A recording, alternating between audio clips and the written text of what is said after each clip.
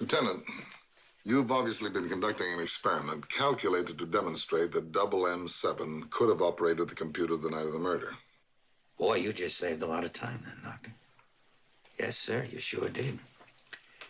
That's exactly what we were doing. It's my fault, not the board's. I doubt it. You haven't got the brains for it. So let me save you some more time. There is no way on earth you can prove that the robot was at the computer that night, let alone that I programmed him to operate it, which is what you suspect, isn't it? Yes, sir. Well, he doesn't leave fingerprints. You can't take him into a back room and beat a confession out of him with a rubber hose. You can't even arrest him and then get him to turn state's evidence with promise of immunity. So all you have at the moment is a theory. Right now, you are in an institution where any staff member, including your little friend Steve, will tell you that the theory isn't worth a damn unless it can be proved. It's the same way at the institution that I work at, Doctor. Right. And the only thing you can prove is that I don't have an alibi for the night of the murder. Well, Lieutenant, within 1 square mile of here, there are 10,000 innocent people who also don't have an alibi for the night of the murder. So I suggest you take your investigation elsewhere.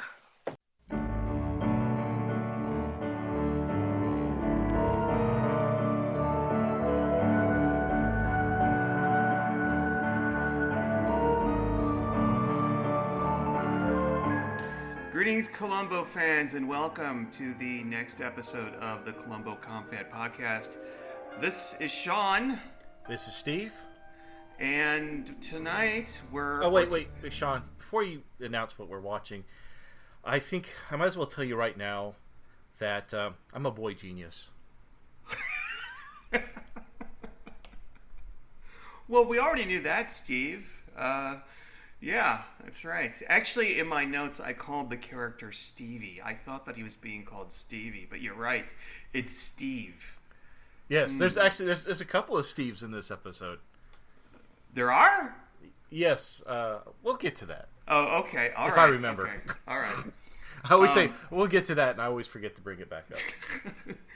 All right, so for those of you that aren't in the know, we're talking about Mind Over Mayhem, starring Jose Ferrer as Dr. Cahill, a murderous think tank scientist who wants to cover up the plagiarism of his son.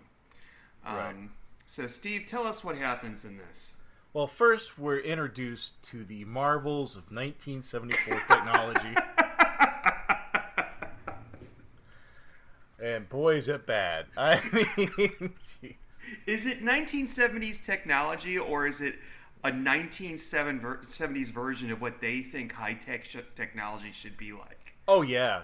Not to go too far off topic, I started watching this series on YouTube about this guy, I can't think of the channel, or I'd mention it right now, who reviews old TV shows, like the Andy Griffith Show, Battlestar Galactica from the 80s, $6 Million Man. But he did a nice little piece on Battlestar Galactica 1980, the follow-up to the original Battlestar Galactica. Are you familiar with Battlestar Galactica 1980? No, I thought there was just the classic one and then the new one. Right, because the second season was so bad. This is for the original.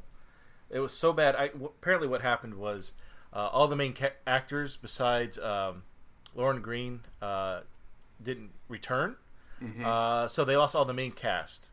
And so they had to recast everybody. A few actors you would recognize being in Columbo, as a matter of fact. And so they find Earth. They are trying to help assimilate humans so that they can accept this alien race. So the Battlestar ship is in orbit around Earth, which isn't being detected. So they're visiting Earth to help them out technology-wise to get them up to pace before the Cylons arrive. Mm-hmm. And of course, how they get from space to Earth, they do have their ships, but they also have motorcycles that fly. Okay. It's really bad. It lasted one season. It didn't. It's really horrific. But anyways, the technology in that, where I'm going. Sorry for the long-winded setup here, but the technology in tonight's review reminds me of that series of Battlestar Galactica. It was really campy. It makes those like flying motorcycles and well, robots that are self-aware. I mean, the first thing we see, Dr. Cahill is smoking a cigar, and they're doing some sort of war game thing. He's off in a booth somewhere, and all the doctors, including Mike Lally, who makes an appearance in the first moments of this, he's the one that comes over and says, submarine attack, China. That's the guy that he pops up on like every other episode of Columbo. I can't figure out what they're doing. Like, I can't figure out the game that they're playing. Like, how is it working? Because the guys, the generals... it's a huge freaking game of Risk, basically, right? But there's no pieces to it. They're just moving, like, 7 or 8 pieces of, like, plastic on a board while on the screen it's just... It's probably more closely related to Battleship than it is Risk. Yeah. I remember years ago I had an Apple IIe, or maybe it was a 2C, and I went to Egghead Software on my bike, and I probably had like $60 from Christmas to spend. So I got the computer game version of The Hunt for Red October. And it was like this. It made absolutely no sense to me. It was like a submarine, what do you call that? A submarine simulator. And yeah. Anyway, it's not important that we know not exactly. Worth your money, huh? Yeah, no, not worth my money. It's not important how we know these war games work or what's going on. Right. You can tell. It's just there's jack shit. I just don't. Yeah, it's. Well, it's they're not, setting up. There's a. I forgot the name of the organization. Cybernetics Research Institute. Thank you. Yeah, because they have it flipping plastered all over their vehicles. Which is hilarious. But yeah, we just need to know that it's a group of really smart geniuses. Columbo's run into those before. No, he runs into them later. Sorry. Yeah, that's that right. Other think tank, yeah. But where the think tank where they use Chinese fortune telling to predict. No, the future. the one the Mile High Club. What was the name of that one? Well, there was the.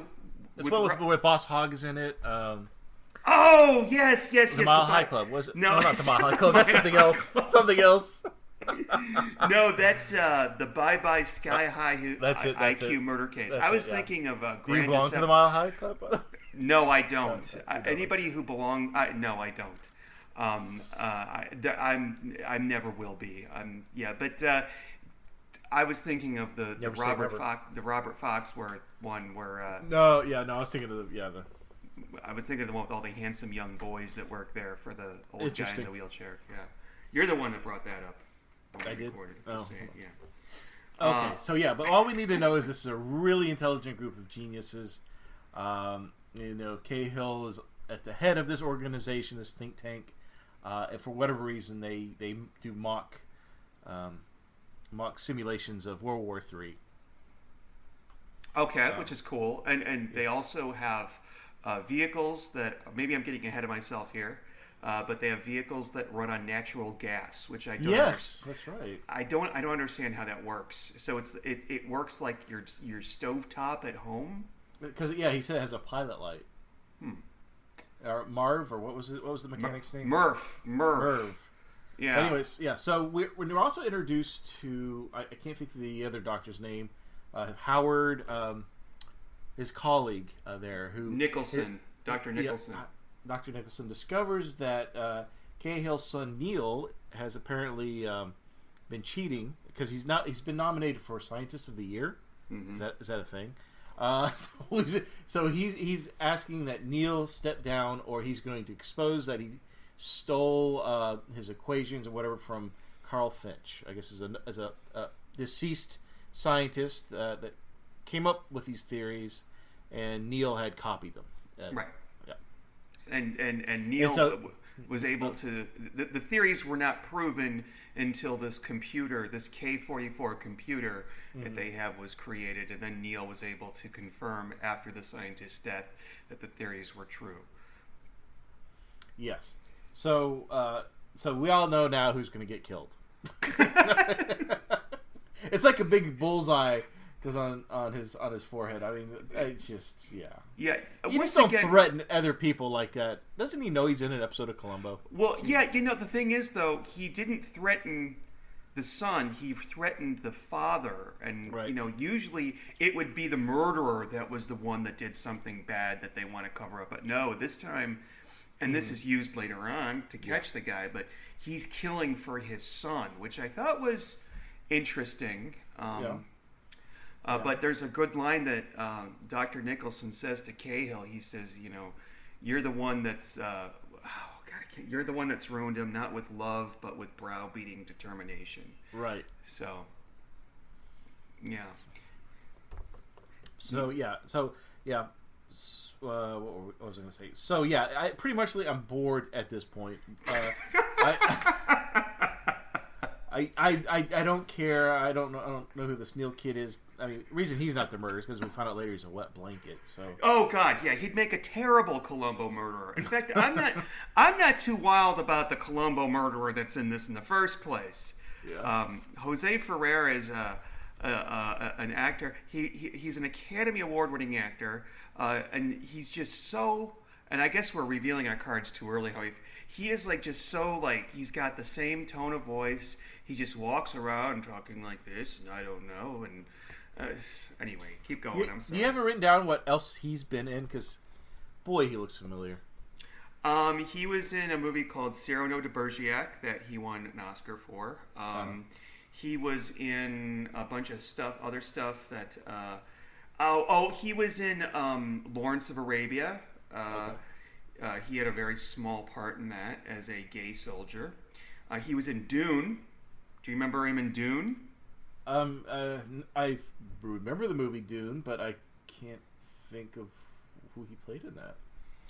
I can't. It's been a long time since I've seen it, though. Yeah. So. And I'm looking at his other credits here, and nothing else that other than TV stuff like Newhart and Matlock. Everybody that's been on Columbo's on Matlock. Everybody who lived to see to live to be around the time that Matlock. Oh yeah, it's always interesting looking at when you look at these actors and you go to IMDb and you look to see what else they've been in. Like, had they been in a movie? Like, I looked up the kid who played Steve. Yeah, the boy genius. Yeah, and so he's been in just about every TV 70s TV show. Murder mystery cop show. I mean, he did it all. He played the little boy in Ben. Did you ever see Ben? Is that the rats? Yeah, he was the little boy in that. Apparently, I think I did, but God, it's probably been since the '80s since I've seen it. So I don't. Ben, there's nothing but yeah, there's the Love Boat, Murder She Wrote. Magnum PI, and then when you look at the '90s ones, they're always they're always in CSI, right? Yeah. Oh, he was in Quincy too. Interesting. Okay. Mm-hmm. Quincy, that's another one.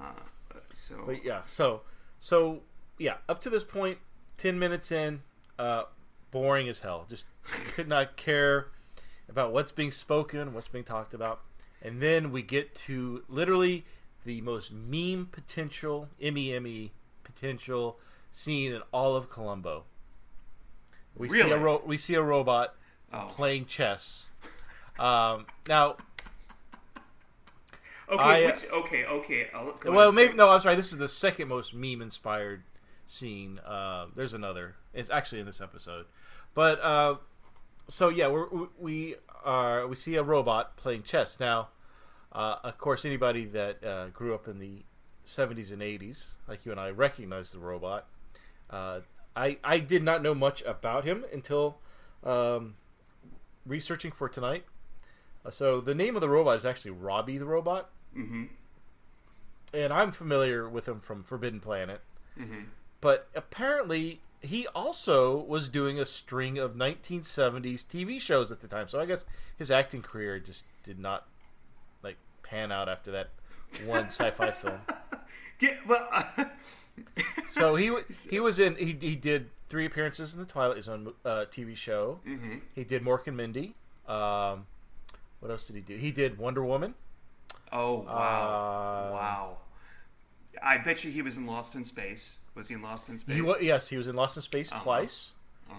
And so I was more familiar with the robot from Lost in Space, and I always thought they looked very similar to each other, like design-wise.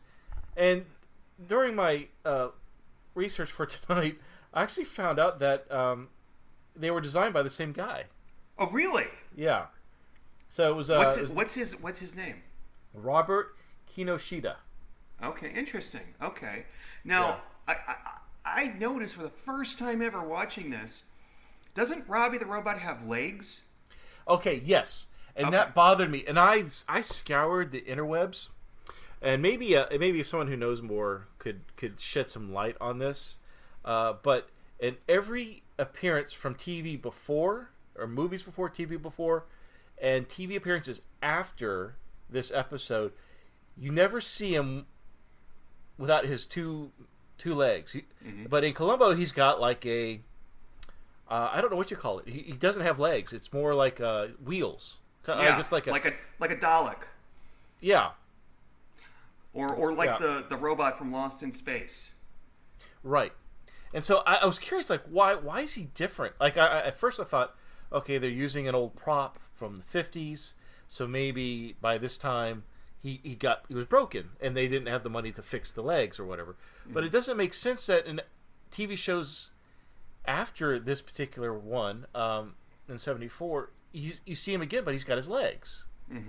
So I was trying to find out. I Googled design ideas, design products, or product ideas for Robbie. I could not find anything, but I have a theory. What's that?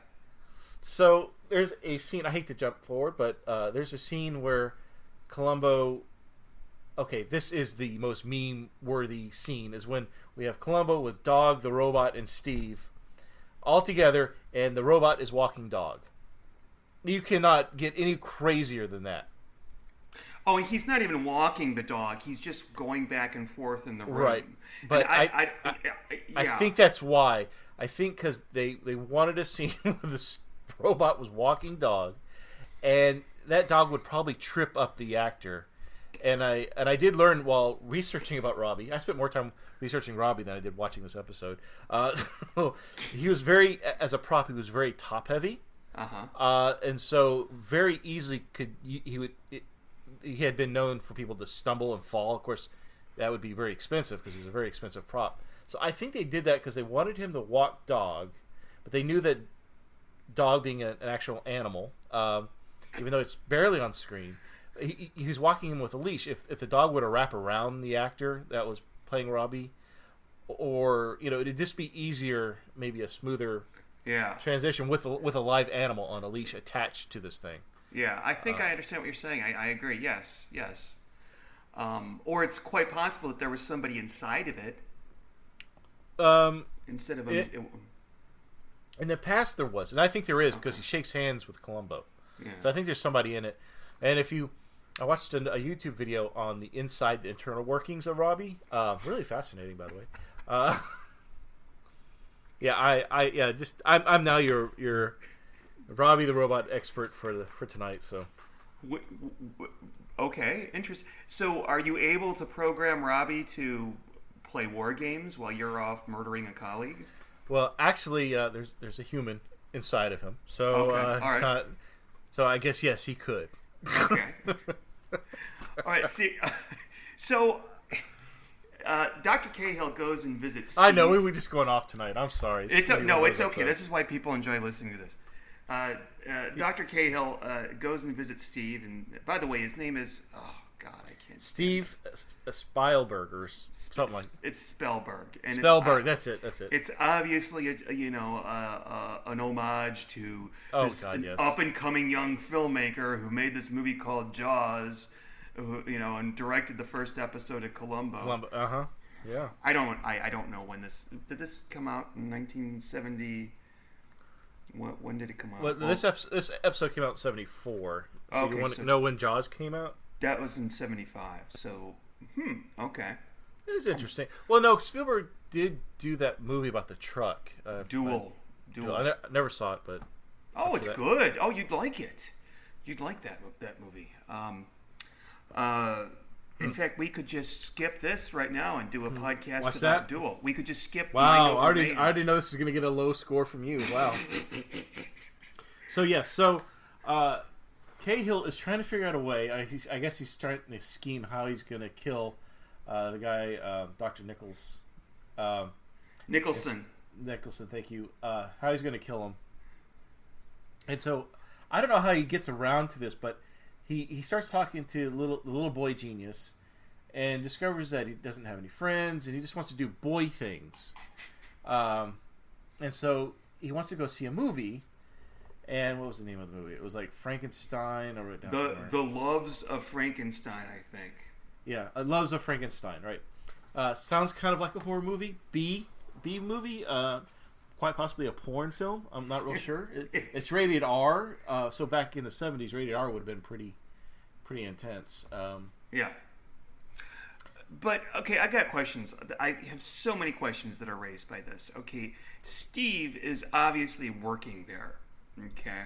Oh, he's got his lab coat on. I didn't think of this. Go on. He has his own lab that, at one point he's told by Dr. Cahill, go to your lab. Go back to your lab or something like that. Go back to your room. Right, yeah. Yeah. Where are Steve's parents, and where are, the laws protecting anybody from child labor? Because there are clearly some violations here. This just does not seem legal to me at all. And Steve is extremely unhappy, it seems. I mean, he's unhappy until Columbo shows up. Right. Cahill, it's okay. Oh God, where am I going to start with this? Cahill talks Murph, the mechanic, he bribes him actually. Yeah, Murph doesn't want anything to do with that kid, like everybody else. No one wants to touch, talk, or deal with this kid. He makes everybody nervous. Yeah. So, but he doesn't because it's the only. I don't know. So Murph is going to take Steve to the movies, and I don't know if you saw and Steve, hamburger and a shake. Yep. Yeah, hamburger and a shake. And do you if you saw Murph and Steve at the movies, what would you think? I'd be like, well, yeah, call the police at an R-rated movie. I just can't see right. this. Well, that's what it was so funny when Columbo eventually arrives and he starts investigating. He bumps into Merv and he says, well, what's your alibi? Because he's like, well, everybody could have access to these cars. Because we found out that's the murder weapons, one of the vehicles. Yeah. And Merv says, oh, I was at the movies with this kid. And so Columbo goes to talk to the kid to confirm Merv's alibi. And I'm thinking to myself, wait a minute, the guy just admitted to taking a young boy, an underage kid that's not his own, a blood relation, to see a rated R movie at night alone. I'm like, I'm pretty sure there's another crime going on that we're not aware of. It's just he's guilty of something. Merv is guilty of something. All shades of uncomfortable here, but Cahill obviously wants access to the robot and to Murph's cars, to execute his murder scheme. So what he does is, and I think this is all in the same evening. This is all the same day that Nicholson tells him that he knows about his son. He brings the robot. I don't know how he gets the robot from Steve's lab to the place where the war games go on. I wouldn't worry about that. I never thought about it before until this. So he programs the robot, and he does this all in one afternoon. Apparently, he programs the robot. He's a genius. Yeah, I guess. He can program okay, let's just say that he can program the robot to do the war games, but it's very difficult for this robot to type. Yes. Yeah, I wrote that in my notes. He's got these cloth things for hands, and he's typing. I guess part of the war games is there's a controller, which Cahill is, and so while he's going to commit the murder, he's programmed the robot to impersonate him in this control room, and that will be his alibi. He's been supposedly will be in that control room the whole time because you can't be unmanned. So it shows the robot typing into this old 70s typewriter for a keyboard, I guess, for this console, and it's just man, he's like hitting like 4 keys at once. It's just... Well, that's interesting because later when Cahill returns, he does say that the soldiers and all of them, they did better that night than they did the previous night. Probably because the robot sucked at that. Well, we can't have robots being superior. Yeah. Yeah, I'm just thinking that I'm not sure if you're familiar with this 80 film or films from the 80s, early 90s, but I'm pretty sure Steve, the boy genius, is responsible for creating Skynet from the Terminator films. Yeah. I mean, it pretty much Steve is causing the creation of the singularity. Where robots take over man and enslave us. Yeah, it's happening all because of this little kid, little shit. Yeah, really. He should have just killed him to avoid that, and then that would have been an interesting episode. Who killed Steve? And then I killed him because he's going to create Sky. Never mind. That's not going anywhere. So. So this is okay. We can talk more about the singularity. I've been watching videos on that as well. No, please, no, please. So we cut to the Nicholson house where Dr. Nicholson has got his pipe and he's doing scientist chemistry things, whatever. Yeah, it's his experiments with heroin. His experiments. Okay. Did that strike you as like sort of, is that a fucking thing? He's got 10 like canisters lined up full of important, and one of them is heroin. What way? You think that would be in a safe? Like if legitimately the government hired a scientist to work on illegal substances, they'd be like, okay, we're going to give you this grant, but you have to keep it locked, okay? Because we don't want somebody breaking in. It's for your own safety. Just lock it in a safe, or don't keep it in your house. Keep it on or in your laboratory where the. I mean, I know the house is on the campus of the think tank, but still, why is he having it in his house? I don't know. It's he's a crackhead. Yeah, you could tell. Yeah, that those teeth. But, okay, his wife is played by a pretty young actress named Jessica Walter, who is now a star in a show called Arrested Development, which I have yet to see more than one episode of. Oh, really? Yeah. She was in a movie called Play Misty for Me, where she played a crazy lady who went after Clint Eastwood. That's a great movie right there. So she's a psychiatrist.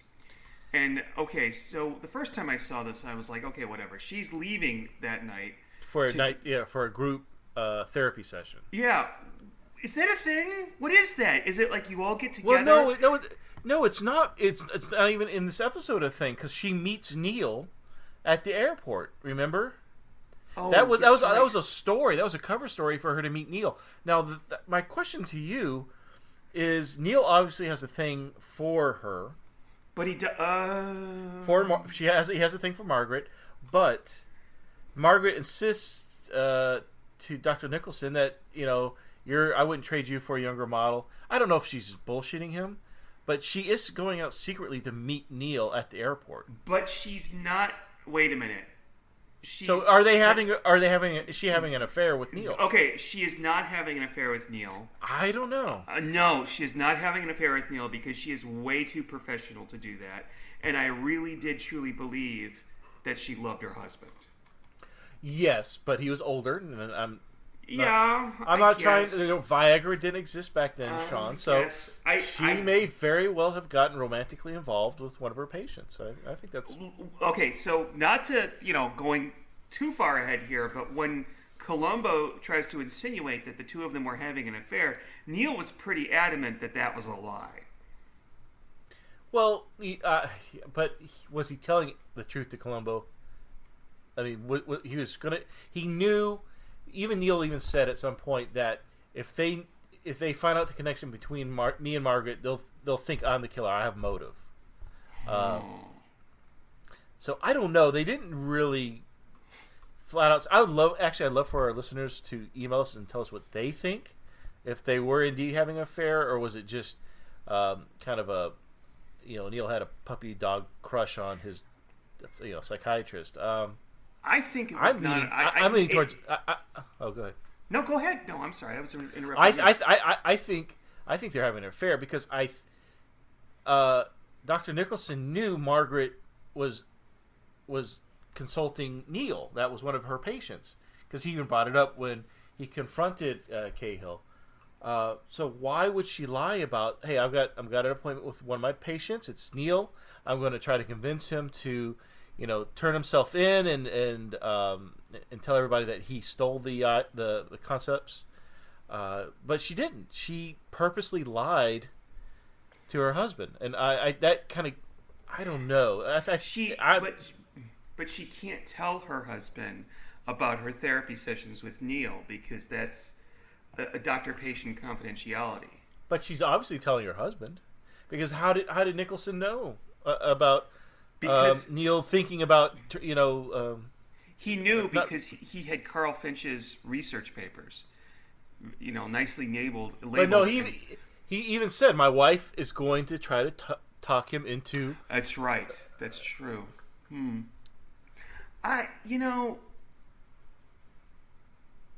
Maybe interesting. Okay, so we'll talk about this a little bit more in the end. Okay. All right. So what happened? So apparently Cahill knows that Margaret's going to leave Nicholson alone at home because he's outside waiting in the car. But how does he know Margaret's going to leave? But he does know Neil is at the airport. He's arrived. So does he know that Margaret's going to secretly secretly leave or spend the evening with Neil? So she'll be away for the night? I don't know. So what Cahill does, and I don't know. I'm sorry. What Cahill does is he just honks the horn, and Nicholson's like, Margaret. Now this is what's really sad to me is that when Nicholson goes out and Cahill runs him down with the car, it's quite possible that in 2 seconds Nicholson thought it was his wife that was killing him with the car. Do you think that's possible? Yeah, that's sad. But it's not Margaret's car. It's not Cahill's car. It's actually another guy's car, Ross, who I've seen in other stuff before. He always plays like an elf or something.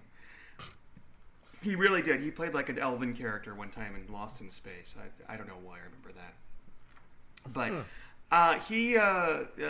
Nicholson is killed pretty easily there with his pipe. Yeah, he runs him over. He then picks up his body, his corpse, drags him into the house, and then makes it look like he roughs the place up. He pours a couple of scotches or whatever, brandies. Lights a cigar. Right. What else? He takes the heroin, which is labeled, I don't know, with its chemical name C2H3420. Yeah. Yeah. He takes that. Oh, and there's a vat of acid in Dr. Nicholson's lab. Yes. That is fucking bizarre. I don't really think acid like that exists. Does that exist? And and if it does exist, is anybody legally entitled to have it? Because I remember, like in chemistry, we would have hydrochloric acid, but if you drop something in it, it wouldn't dissolve it like it does in the movies, like all like bubbly and fizzly. So what the hell was that? That was my acid dissolving sound. Your acid? My acid, yeah. So he throws Nicholson's things in there to make it look like a robbery. And when he's carrying the body into the house, he accidentally gets Nicholson's scuff marks on the door. Let's see, I can't remember what else he. Well, he takes the file. The Finch file. So he takes the F out. So now there's a missing file. What else does he do? When you watch this, were you able to point out the mistakes that he was making as he was making them? Well, the shoe one on the door. That's obvious. That was obvious because the camera focused on that. But I wouldn't have guessed with the match. I didn't know at the time that was heroin in the coffee coffee container. Whatever. Well, I mean, it looks like the one next to it could be for cookies. I mean, whatever. It just doesn't seem like if you're going to be killed by somebody, you would, or somebody that was going to basically kill you with a baseball bat or some other blunt instrument, you wouldn't invite them into your house for, Right. And why does he light a cigar? And it's not mentioned later on that, this place smells like cigars, yet he didn't smell it. Probably because everybody was fucking smoking all over the place back then. Then he he returns the car to the carpool. Fortunately, no one sees him. And then they go and they finish up their war games, and they're all going to go out for a drink. Right. And At the Roadhouse. at the Roadhouse, I could just see Cahill drinking it up with everybody there at the Roadhouse. And then he notices that he has smoking left. a cigar and He's hitting on the typists. He notices, and I don't know when he has time to bring Robbie the Robot back to Steve's lab, by the way, but he notices that he has left a dent in the car where he hit Dr. yeah, Nicholson. and the expression on his face is great. I love that when he realizes, oh my god! I mean, why didn't he think of that? You're going to hit somebody with a car. There's going to be car damage. There's going to be fender damage. Yeah, I mean, wouldn't you look for maybe some blood or something like that on the car? This is a horrible murder, that's supposedly committed by somebody very smart. So what he does is he backs his own car into it, and then he looks down at the damage and he says, "Yeah, as if he's drunk. He's pretending now, like, oh, look, I didn't mean to do that." And, damn, I just can't get used to these transmissions. I don't know what that means. neither do I. I just can't get used to these transmissions. Is it the transmissions? I don't know. I'm not a car person. Okay, so murder is finished. And then go ahead. Oh, okay. Were you gonna say so something? yeah, so next new scene, Okay. and which I find hilarious. Oh, it's absolutely Columbo is at a desk, and it seems like he's at some kind of academy, and I don't know who the president, the dean. I don't know. This guy is at the desk. He's telling Columbo about he's failing horribly. He's never seen such bad results and this and that. And we find out they're at a dog training school, and dog apparently has been very bad. So he's not learning, and this and as he's taking dog away, a phone call comes in to the dean's desk. I'm going to call him the dean. And they're looking for, I guess, the police department's calling, looking for Columbo. Columbo says, "Okay, I'll be right over there." Hangs up the phone, and he asks the dean if he could leave dog with him for another week or so, because he's got to take this case. And what does he say? The dean says something like, "Oh, what did I write down?" He says, "No, because he demoralizes the other dogs." Like, what? He demoralizes the other students. Yeah. The other students, yeah. I wonder how much that dog school cost. I get the impression that dog school was probably a little bit outside Lieutenant Columbo's means, yeah. Yeah. You know what else we learn in this episode? What else? I have a problem with. What? Is that we learn that Columbo, this is when he's talking to Marv, that when he watched the dog because his wife and kids are visiting the in-laws or something like that. Oh, he says that? Really? Yeah, and so in I don't know what episode we watched recently, but he doesn't have kids, so now he has kids, which goes towards my theory. God. That Columbo lies about his family. Oh my God. Oh. Or the writers do not keep track of this shit. Or he doesn't have sons or daughters, but maybe nieces or nephews. Because there's one episode when it's with Patrick McGowan, and he brings him to his house and plays stupid, ugly rock music for him. He goes, "Oh yeah, it's on all the time when the nieces are around." So yeah, just saying. Who knows? So yeah, wife and kids. I didn't So catch Columbo, that. Very good. Yeah, so Columbo's out at the murder scene. He meets Margaret, which I think he must suspect immediately. The wife did it. Why is that? Why do you? Because it's always the spouse, right? Yeah, I guess so. Yeah, I guess you're right. And she's younger. Well, not only that, he thinks that is Nicholson's daughter, not his wife. Yeah. That's okay, Lieutenant. It's a common mistake. And then he meets Dr. Cahill, and they're going to look for... What is it that they're looking for? A pipe! That's right, they're looking for a pipe. Because Nicholson has a pipe holder for a pipe for each day of the week. And it's weird that Columbo can't find the pipe. But he also... this isn't revealed until the very end, but Columbo notices that there was a match sitting in the ashtray, as if the match had been burned down all the way, like how a cigar smoker would use a match. So he thinks that the killer must smoke a cigar, and the minute that Cahill pulls out a cigar to smoke, Columbo suspects it's him. He tells us this later on in the story. Yeah. So, and the pipe literally suspects him 10 minutes after he meets him. Yeah, like that. Yeah. And the pipe, of course, is later found in the driveway. And Columbo puts two and two together and realizes that this whole thing is staged. Nicholson wasn't killed in the house. He was probably hit by a car in the driveway. Right. And there's other things that are just conveniently handed to Columbo on a platter. Like when he's talking to Murph, Murph tells him, like, oh, I'm just repairing the dents in this car because last night Dr. Cahill ran into it.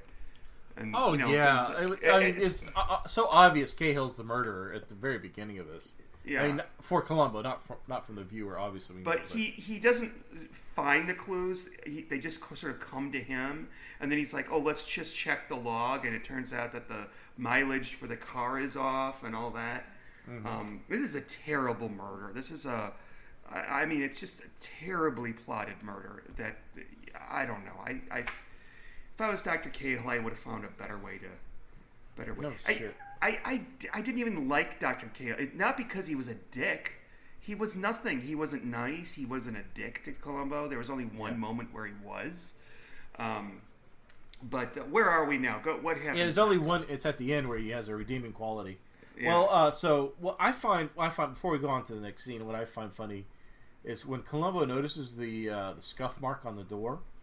There's I don't know what you would call it, an investigator, the guy who's like... Oh, yes, I wrote this down. Yes, I know what you're going to say. Go ahead. He brings it up to him. He goes, did you see this? How did that get there? And the guy who's checking fingerprints behind him is like, I don't care. I don't know. Well, it looks like shoe polish. You think it's shoe polish? Beats me. Like, well, really? No wonder you're just taking fingerprints. Are you... Golly! Couldn't you... I'm doing fingerprints right now, Lieutenant. I'm going to check that out as soon as I'm done with the doorknob here. Yeah, I agree. That stuck out for me. I often suspect that other police officers get annoyed with Columbo. Like, they oh, fuck it. He's on this case? Oh, jeez. Which is he offers you an apple, just take the apple, please. Or a banana, or a hard-boiled egg. Yeah, if he offers you a hard-boiled egg, do not take it. He's probably been cracking it over a trash can. Or a murder weapon. Did he bring that Did he bring that damn dog again, barking all the time? Oh yeah, I like that when he tells the dog, "Would you please relax? I'm trying to talk to this man over here." All right. So I can't remember what happened. He finds out that Carl Finch's file is missing from Jack Nicholson's yeah. So that therefore there must be something up with that, and he knows that the wife is involved somehow. Do you remember, like literally at the crime scene where before Columbo can leave, he goes down to the basement where the lab is. And we see Cahill having his workers remove the filing cabinet. Oh, yeah. Yeah. And I'm like, that's really suspicious. And of course, he tells Columbo. Columbo's like, whoa, what are you doing? You can't take that. He says, oh, it has important government information. We can't, for security purposes, we have to, transport it. But yeah, very suspicious that Cahill's even removing one thing that Columbo would probably want to look at. Yeah. So he figures out that the wife knows something about it. And I guess at one point Neil Cahill decides to tell everybody about how he plagiarized the work, and this is when things come to a head. The Columbo gets Steve to show him how to program the robot so that he could play war games with it. And shall we talk about the final scene? No. Or you got some? Shall we talk about the final scene? Oh no! I wanted to talk a little bit more about how Columbo is using a new prop, and he uses it only on Cahill. He brings out a tape recorder. Yes, excellent. And I think it's ingenious. It's a way to kind of play off what Columbo's thinking out loud without sounding ridiculous, so that Cahill thinks he's getting a one-up on Columbo and what he's going to do next. So yeah, he pulls out this tape, we've all had them. I had them in college. Mm-hmm. Little tape recorder, and had little cassette tapes. And he's recording because he's always forgetting his questions, so he would talk into the tape recorder, and that way he could play them back, because he was always losing his pencil. Which is true, he's always losing his pencil. But funny enough, he only uses that tape recorder with Cahill. There's later where he's interviewing, another scene after this, where he's interviewing Margaret, and he's using a pad and pencil. So I think he's intentionally using the tape recorder as a prop against Cahill. That's interesting. Yeah, because he never uses it again, just for that one scene. But it's funny when he's using it, he's telling Cahill, "Oh, I got a question. I got it on this tape player. Let me play it." And the first thing that's been recorded on the tape is, "Bad dog, bad, no." He's chastising the dog. But anyways. Yeah, this is a very dog-heavy episode. In fact, I think it is probably the most dog that we see in any episode of Columbo ever. That's what I was thinking. I was wondering if it seems like we're getting a lot of dog here. Yeah, lots of dog action. Oh, we also learned that Ross is not a suspect, even though it was Ross's car that would have hit Nicholson. It was because he was too short. Yeah. Poor guy. Could you imagine the casting call? We need a short actor. And that guy has played like elves and dwarves his whole career. And, for once, he gets to play a doctor and a lab technician in a coat. Not an elf. Yeah, and not an elf from another planet. But he's got to be short. That's his only thing. But makes me think that, was Cahill trying to frame Ross? What's the point in that? Why would Ross want to kill Nicholson? And isn't that kind of mean? I don't know. Cahill says something to the fact that he had a lot of enemies. You know, and... All right. And then it all comes to a head when Columbo shows up, not with a paper bag, but with an actual group of police with him. Oh no! You're jumping. You're missing so much. Okay. Are you wanting to end this? Or are you? No, I'm not wanting to end this. No, I'm having a great time, Steve. Oh, good, because I am too. So Columbo goes interviews Margaret for a little bit more information. We found out now that she is helping Neil. She's a psychiatrist, and he asks something to her like, "Do you think he's involved, or that he has something to do with the murder?" And she refuses the answer for doctor-patient confidentiality. And I forgot what else he said. Oh, he also brings up the fact that it couldn't have been a robbery gone wrong, because first they suspect that the heroin was the reason for the robbery, but that couldn't have been it because it had the scientific equation for it, and it didn't say. Thankfully, did not say heroin on the actual container. So an addict wouldn't know what that was. So how would he know to take it? And of course, Margaret then tells Columbo he's very observant, and Columbo says something, and I don't know if I'm just reading too much into it, or thinking too much into this, but he tells Margaret that his nickname is Snoopy.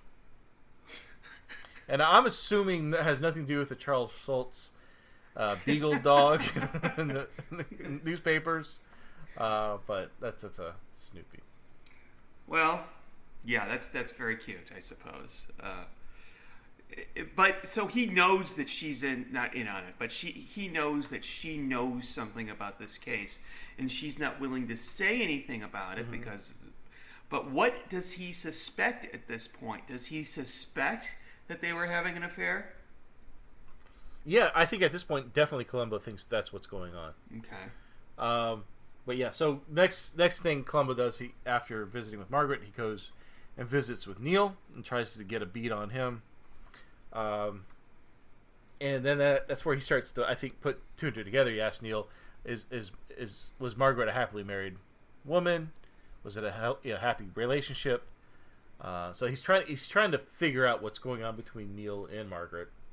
And then I really need to rewatch this. I think with the idea that Neil and Margaret are having an affair, because for the years since I've seen this, I've always assumed that they were not having an affair. Mm-hmm. It just looked like they were meeting up secretly because of the whole patient-client thing. Okay. Yeah, maybe, but it seems like there's too many sneaking around when no one was really worried about it except. Yeah, and there's this scene when Columbo's in the basement looking at the files and realizes that the Carl Finch file is missing. Right. She comes down there, Margaret comes down there, and she says, "Oh, they told me you were down here." And later on, he says to her, "I didn't tell anybody that I was down here. You came down here looking for something.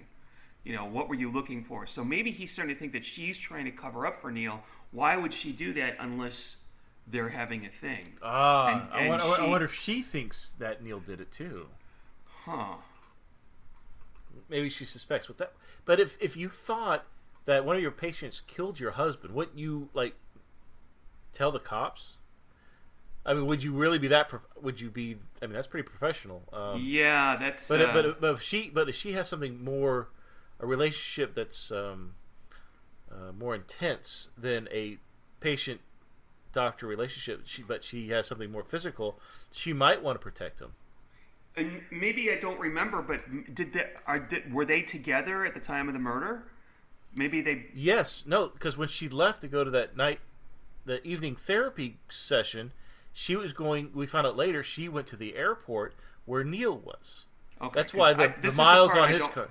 Okay, yeah, this is the part I don't remember because I think I was really starting to zone out at this point. Like it was No. So that was her alibi. She was actually going to the airport that evening to meet Neil, and that's what I'm saying. How else would Cahill know that Margaret would be gone that evening if he knew, my son's going to be in town, and she's going to want to visit him?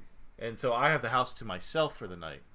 So she can't think that Neil killed her husband because they were together at some point. Exactly, yeah. She knows Neil didn't because they were together at the time.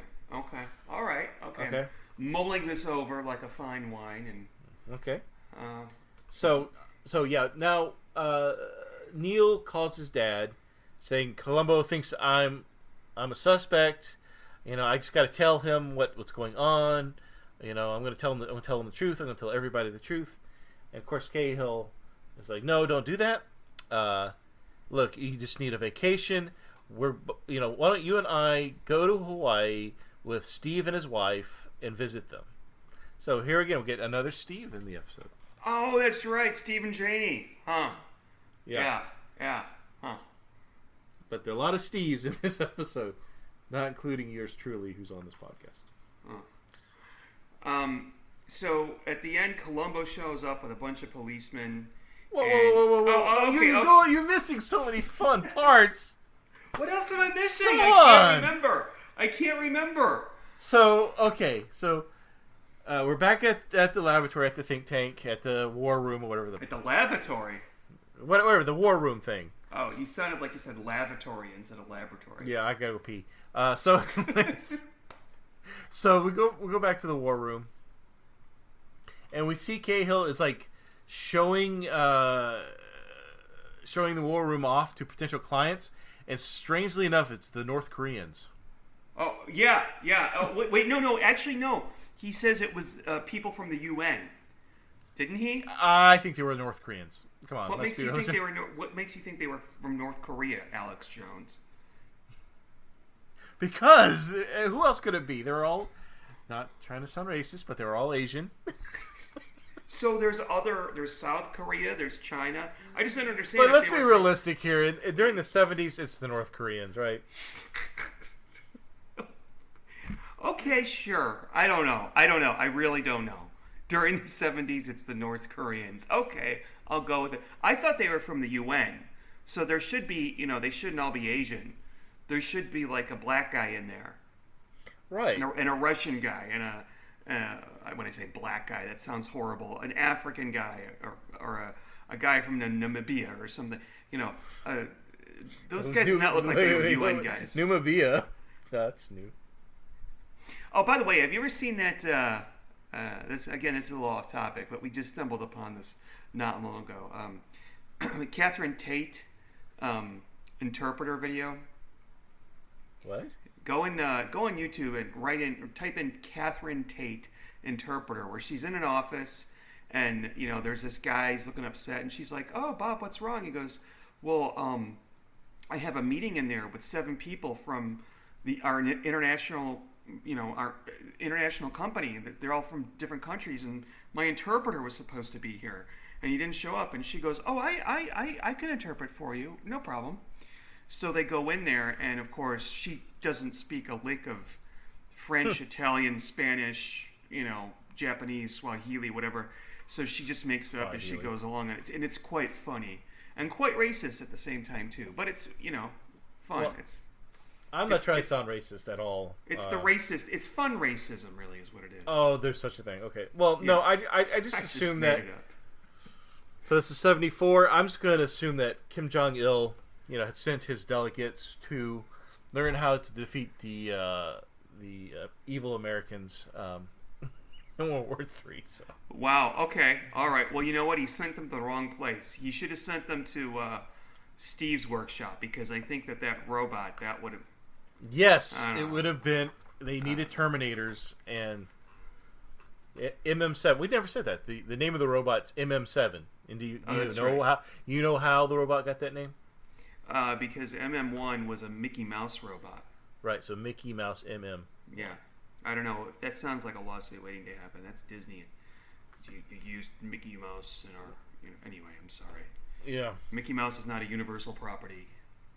Okay, so all of a sudden, while Cahill is demonstrating to the North Koreans, the war room becomes alive. It starts being activated, and Cahill's pissed off. He's like, "Holy shit! I've been trying to sell this product."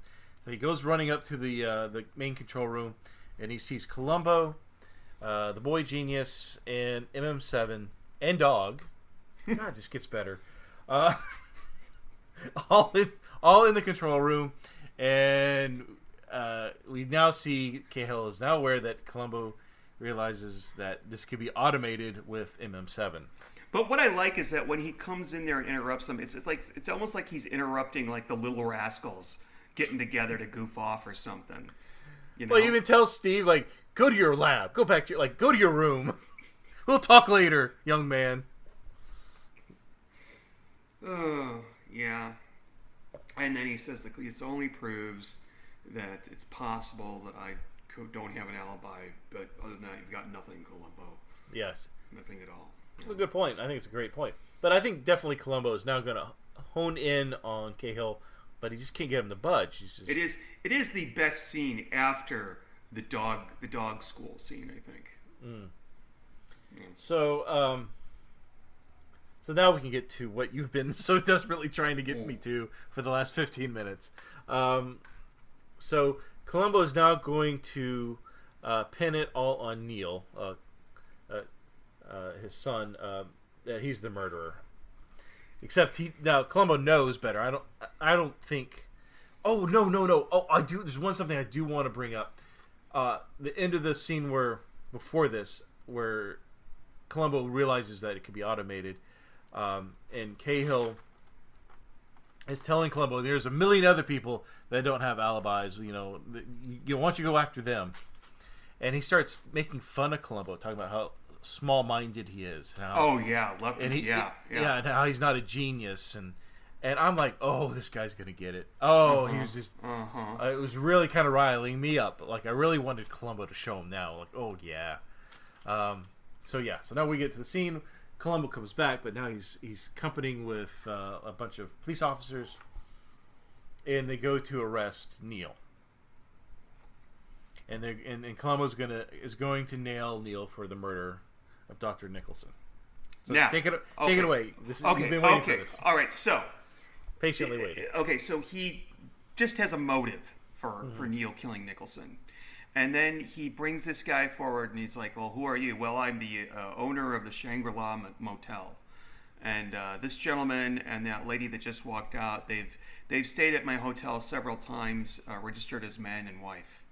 And Neil just blows up and says, that's a lie. Okay, now, Steve, are you saying that this hotel manager guy is an actual hotel manager and that they were staying at a hotel? I think he was an actor. Now, Columbo has done that before. Yes. He's got people to act out that there's something they're not. Yes. Just to scare a confession out. Yes. So I don't even think that guy's a real hotel manager. Okay. You think he's an actor or something. Right. But at this point, if Neil could have said, I couldn't have killed Nicholson because I was with Margaret at the time and we were doing therapy or something like that. Why doesn't he just say something like that? I mean, he obviously doesn't have he has an alibi.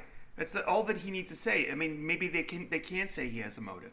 Let's say that he was fucking her left and right. Yeah. He has an alibi. I don't know. But what this accomplishes is they drag him off, and then, long story short, Cahill confesses to Columbo that he did it. Yeah, because he doesn't want his son to get locked away for a murder he committed. So it's self-pride. You know, obviously he loves his son, even though he's a bit of an asshole of a father. But he doesn't want his son to suffer, or he wants his son to succeed in life, like all fathers do. Well, not all, but most fathers do. And he committed the murder for his son. Right. So he did it for his son. Yeah. If his son gets arrested for the murder, then it kind of defeats the whole purpose of committing the murder in the first place. But of course, now this doesn't make any sense. So you said that if Cahill knew that Margaret and Neil were going to be together on the night of the murder, that's when why would he then turn around and confess after they arrested his son if they knew that his son had an alibi? I feel like I was missing something here. What do you mean? I'm not following. Okay, they knew he had an alibi. So Cahill shows up at Nicholson's home. Well, yeah, but Margaret's not going to. She's not going to agree to that because she doesn't want it to be known of the relationship. So she's covering up, and she's not going to admit, "Oh, I was with Neil that evening." But no. You said earlier that Cahill knew that Nicholson... I suspect. That's why I suspect he knew that Nicholson would be alone because it was, she was going to go visit his son. But if he knew that, why would he then in turn confess later on when they arrest his son? Because he knows his son has an alibi for the murder. Well, no, he knows. Well, of course, he knows he killed Nicholson. Right. He knows his son didn't, but Columbo is going to pin it on his son. Okay. And his son's going to go away. So he doesn't want that. Even though he knows the truth. Okay, I guess. I'm not... Okay. I guess. Okay. All right. You're going to have to rewatch it. I do have to rewatch it. And I watched it this morning, and I really did watch it. But for some reason, I think when it came to Columbo interviewing Margaret and then Neil, that space of 5 to 10 minutes... I must have had my brain turned off or something, but because everything that happens before that and the murder itself and everything is just so fucking ludicrous that Neil and Margaret get kind of thrown to the back of my mind. And anyway, Okay. So you ready to review it? Yeah, let's review it after we hear a word from our sponsor. Ooh. After these messages, we'll be right back. Jose Ferrer for Color Track by RCA. Cyrano, my cape is red, my coat is green, and my nose magnificent fresh. If these colors don't look right, see them on a 1979 color. Getting the color right is what it's all about. Now with channel lock tuning, it packs the color more automatically than ever. Before you see the color track system grabs it, aligns it, defines it, sharpens it, tones it, and locks the color on track. RCA is making television better and better. Okay, so let's review this thing. Steve, what are we reviewing at? Yes, so I was trying to figure out, there's a lot of numbers. I mean, being that there's computers and stuff like that being thrown about. We've got MM8, we've got Plan R18, but I wanted to go with something a little more obvious for tonight. I want to review, what would you review this? One out of K44, which is the computer system. I knew you were going to pick K44. All right, I would give this... What a rambunctious number to figure out. Okay. It's the Dolly Parton number, Steve. I would give this a... Wait. No, I don't get that. What? 44? Because they look... if you take... Is that our bust size? What? No, because it looks like boobs. It looks like boob. Fours look like boobs. Okay. Don't get it. Okay, all right. The Madonna number. I don't know. Whatever. If you take two fours and put them side by side, they kind of look like a pair of boobs. Anyway. Okay. I don't know why the gay guy's the one that noticed that, but okay. Because so if you think that's what they look like, oh boy. That's not what boobs really look like. Anyway, okay. Never mind. I'm not cutting that. Whatever. Okay.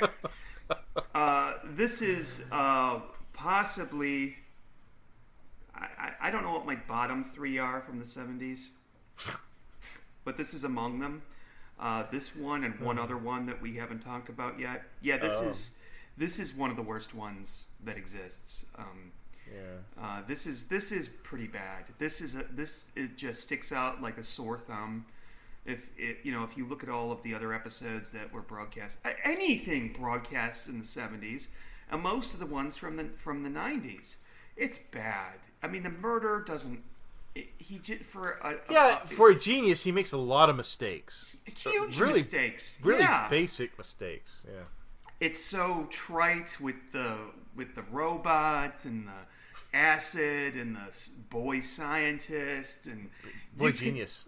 Yeah, you could take all that shit out and still have a story about, isn't this cool? There's this genius, an evil genius who kills somebody. I mean, that's a great Columbo murderer. Instead, it just comes out as silly. It's also, I think, the best dog episode. Great dog episode. Oh yeah, I agree. But I think, for the most part, did not care for it. And I'm curious to know what you think of it. I think that you will like it more than I did. Well, you didn't give it a score, did you? I am giving it an 11. That's a 1 out of 4, basically. A K11? A K11, yeah. All right. Well, if I liked it even less, I'd give it a K9. It's a Doctor Who reference. So yeah, I'd probably give this an M12. What that calculates to for your boy geniuses out there, I didn't really like it. It's not an episode I would want to watch again anytime soon. I really didn't enjoy it. Like you said, things didn't make sense. Cahill just wasn't very smart. And he was so dull as an actor. He just was... Well, no, I don't know. I like the final scene where he finally confesses. Mm-hmm. He says, I don't want my son to be pinned on this. I did it. And I like that. I like that scene. He did something admirable at the end, even though he did something horrible to get there. I like the dog scenes. There were a lot of really good dog scenes in this. That's funny because I love that little that as a character in Columbo. I love Dog. So there was a lot of him in this. It was really nice. I not like a big Robbie the Robot fan, but I've always been interested in him. Like, it was just one of those I remember enjoying Forbidden Planet. I've seen it a couple of times. I always thought it was a really cool design.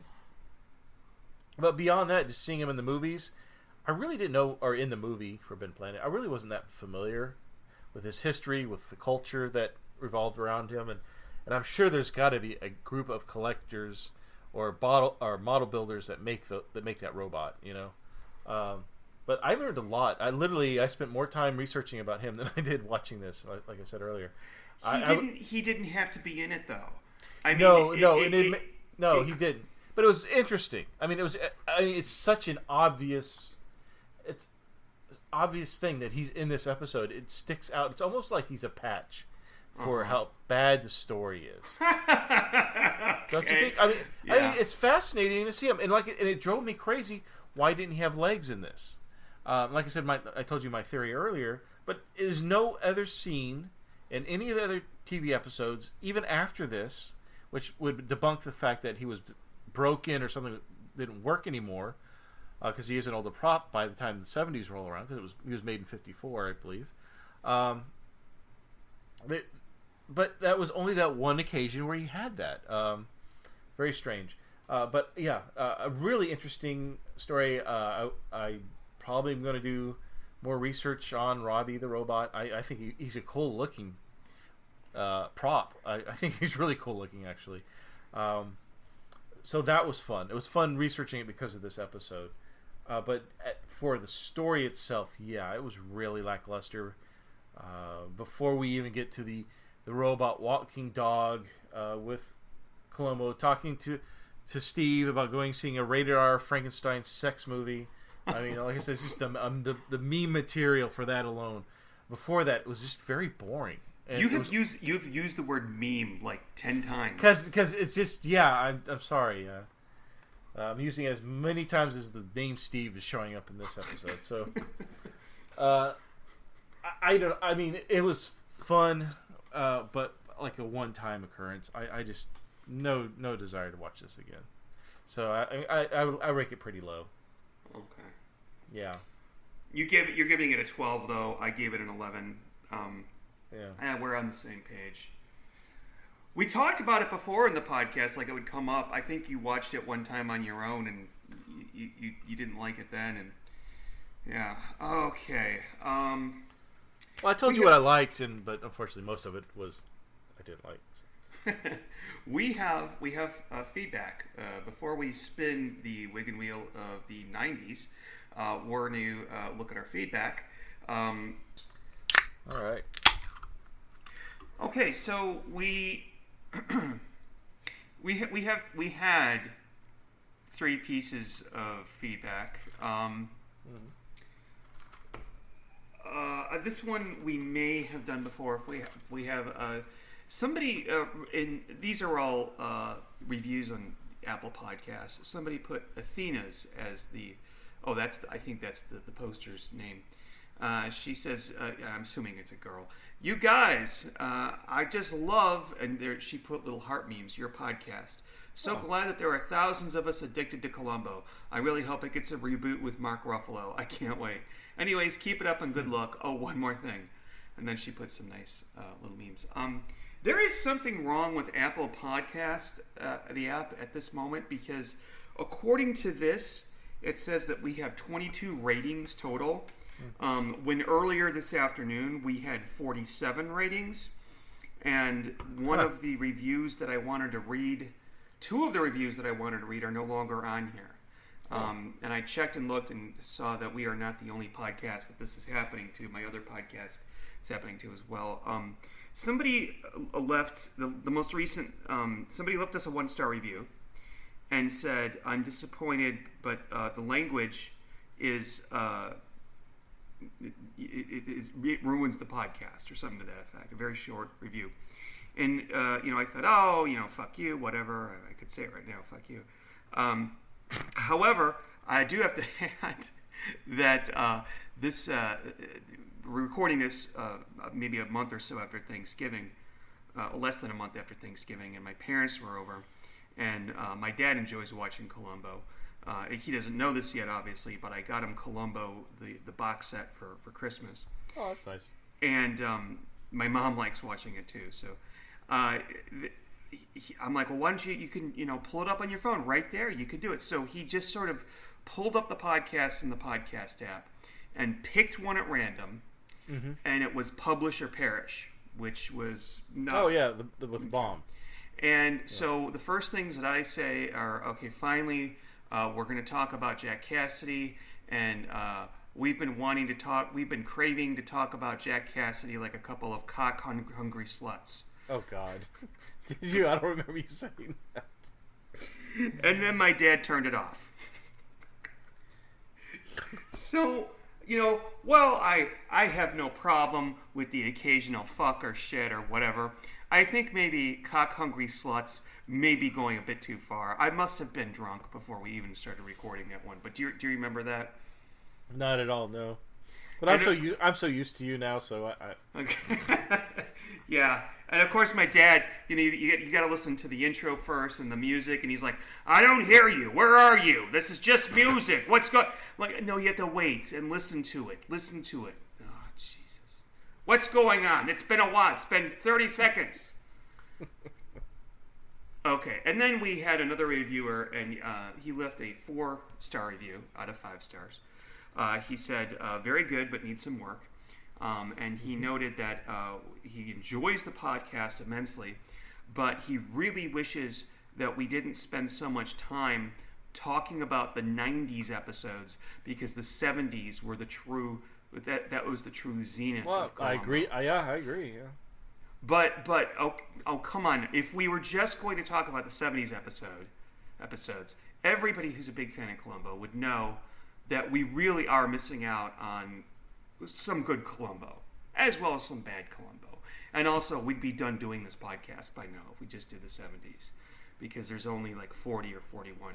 Well, I mean, and we'd never have the opportunity to discuss Shara Denise. I mean, come on. You know what? We're still not done with Shara Denise. There's still some Shara Denise out there that we haven't touched yet. Oh. How tantalizing. I think there's just one, but it's not a bad one. Is it the one where she works for a chef? Yeah, that's the one. You and I watched that together when you were at my house, remember? Okay, yeah. It just hasn't been chosen by the wheel yet. Oh. Maybe we'll get lucky soon. Yeah. Not next episode, though, because it's not a 90s one. So one more piece of feedback that we got. Somebody sent us something interesting. Steven. Oh, my God. I swear to God, the guy who sent this name is Steve. You should call this the episode of the Steves. Yeah. Well, I'm not. Episodes of the Steves, boy geniuses. Boy geniuses, just want to have fun. Okay, he says, hi guys, just watched Old Fashioned Murder, we haven't done that one yet, and I couldn't help but notice an edit gone wrong. After the killing, the police photographer is taking shots of artifacts in the glass case. He tells Columbo he's taking shots of articles, but clearly mouths the word artifacts. I cracked up when I saw this. Enjoy, your fan, Steve C. We'll say. I don't want to say his full name. I want to maintain his anonymity. But that's wonderful, Steve. We haven't gotten to that one yet. Yeah, I've seen it. Okay, I don't want to tell you what I think of it, but yeah, okay. yeah. Joyce Van Patten, yeah. All right. So, Steve, the time has come. I can't wait. I can't wait till our next episode, Steve. We've got 3 possible episodes to cover that are left from the 90s. And I thought you weren't going to like the last one at all, Sex and the Merry Detective. Yeah, it wasn't that bad. But surprisingly, yeah. So, Steve, would you please swing the Wigan wheel of the 90s? All right, let's do it.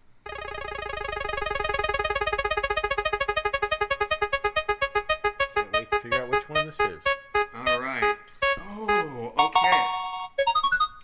So we are going to watch one of the last 90s episodes. In fact, I think it's the second to last. It's the penultimate 90s episodes. Ashes to Ashes, starring the great Patrick McGowan as a murderous funeral director. This has Blanche. Blanche, yeah. Yeah, he murders Blanche from the Golden Girls, Rue McClanahan. So, yeah. What's her name? What's the actress's name? Rue McClanahan. Yeah, that's right. Huh.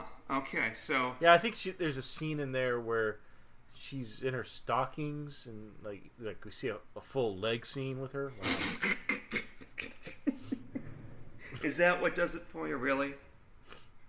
I know, she was always supposed to be... She's like the sexy one on that show. She's not that pretty. I never thought she was pretty, but I guess it's all about attitude. Oh, that's not nice. Well, no. I mean, they're all old. I think that Betty White is prettier than Rue McClanahan. Yeah. Well, she was kind of slutty on the... what was that? Oh, she was slutty on Mary Tyler Moore. Mary Tyler Moore, yeah. Yeah. We really shouldn't use the word slutty. That's not a word to be used in a podcast with two gentlemen. But... what was your phrase? Hungrier than a... I know. For two... Whatever. Never mind. 2019 is upon us. I'm gonna turn over a new leaf. I think from then on, I'm just going to podcast with an English accent and not swear at all. Oh, that'd be wonderful. Except for the word bloody. Okay. All right. With that, Steve, is there anything you want to add before we sign off for the evening? Nope. I think that's it. I'm looking forward to next episode, Ashes to Ashes. All right. Very good. With McGowan, because he's full form in this one. Yeah. All right. Good night, everybody. Hasta la vista, baby. Oh, he's tight. That was a Terminator reference, going back to what we said earlier.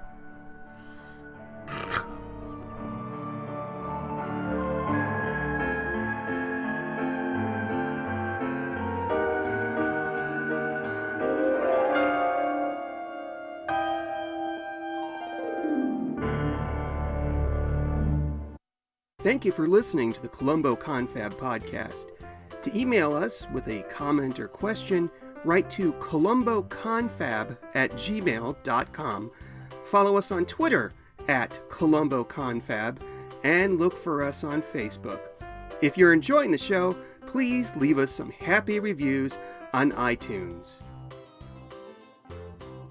I love clues. Hello, I'm Sean, and I'm the host of the 1001 Movies podcast, based on the book 1001 Movies You Must See Before You Die. Each episode, I randomly pick a film from the book and spend about 10 minutes talking about its director, the cast, the genre, and my personal thoughts on the merits of the film.